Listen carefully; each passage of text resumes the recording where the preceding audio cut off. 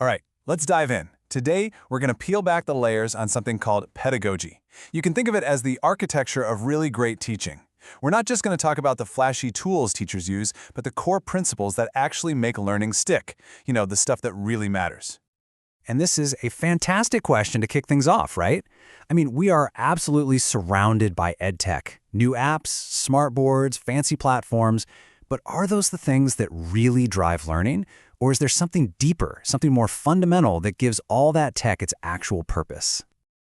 I love this quote because it just nails it. Think about it. Technology is the carriage. It's the vehicle, right? It's the tool that can get you from A to B. But pedagogy, that's the horse. It's the art and science of teaching.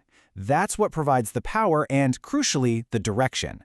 Without that horse, the carriage is just, well, it's just a fancy box sitting there going nowhere.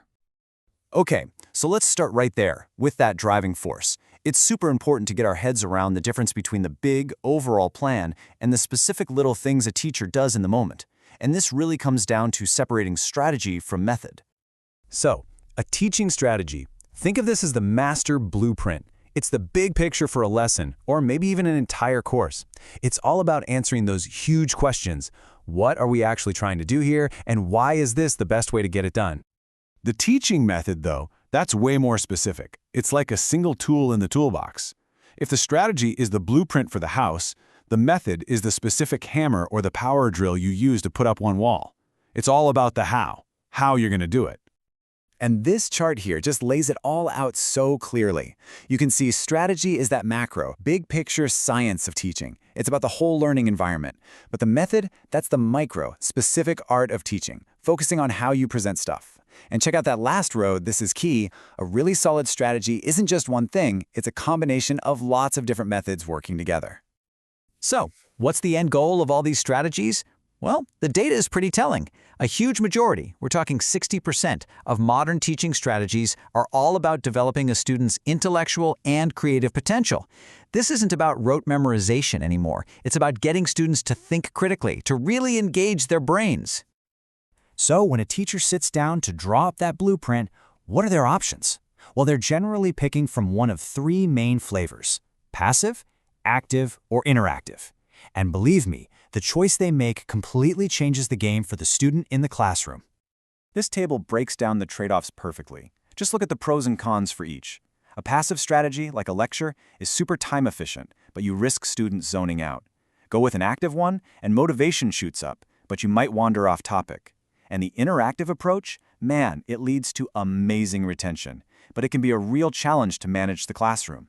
So you can see, there's no magic bullet here. There's no single best way. It all comes down to what you're trying to teach. Okay, so you've picked your strategy, you've taught the lesson, you're feeling good. But how do you know if it actually worked? Did anyone learn anything? And that, my friends, brings us to the all-important topic of assessment. Seriously, this is the question that keeps teachers up at night. Because let's be real, if learning isn't actually happening, then the most beautifully designed strategy in the world is, well, it's pretty useless, isn't it? It's just an idea on paper. This is where we have to talk about measurement and evaluation. When you boil it down, assessment is really about two things: figuring out the quality of something and testing what someone can do. It's the tool we use to see if we hit our targets. But here's the thing. For any test or evaluation to be worthwhile, it has to have two absolutely crucial qualities. And those two qualities are validity and reliability. Now, reliability is all about consistency. Does the test give you the same result every time? Simple enough. But validity, that's about accuracy. Does the test actually measure what you think it's measuring? And this is so important. Because you can be reliably wrong. Think about it. A broken scale might tell you you weigh 10 pounds every single time. It's reliable, but it sure isn't valid. That's why reliability is important, but validity, that's the real prize. And get this, we don't just assess for one reason. There are actually three different purposes. First, you have assessment of learning. That's your classic final exam, the big test at the end to see what you learned. Then there's assessment for learning. This is all the feedback you get along the way, the little checks that help both the student and the teacher improve. And finally, my personal favorite, assessment as learning. This is where students actually start assessing themselves, reflecting on their own progress to become better learners. Super powerful stuff. All right, this brings us to our last big topic, because honestly, Trying to design an assessment that is fair, that is accurate, and that genuinely helps people learn, well, that's one of the toughest nuts to crack in all of education. And here's where things get tricky. You've got these two goals, and they're often pulling in opposite directions. On one hand, you need an assessment for certification, to prove someone meets a standard. That usually means it has to be standardized, consistent, reliable. But on the other hand, you want an assessment that actually promotes learning, and that usually needs to be authentic, personal, and give useful feedback. You can see how those two things might not play well together. So educators are basically master jugglers. They're trying to balance all these different principles at once. You've got to have validity, reliability, effectiveness, but also comparability, equity, transparency, and you've got to do it all within the real-world constraints of time and resources. It's this incredible puzzle of balancing what's ideal with what's actually possible. So how do you solve this puzzle? Is there a way through? Well, one of the most powerful ideas out there is something called constructive alignment. The concept is actually beautifully simple.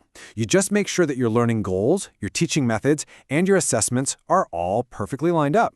Your tests should measure exactly what you taught, and what you taught should be exactly what you set out to achieve in your goals.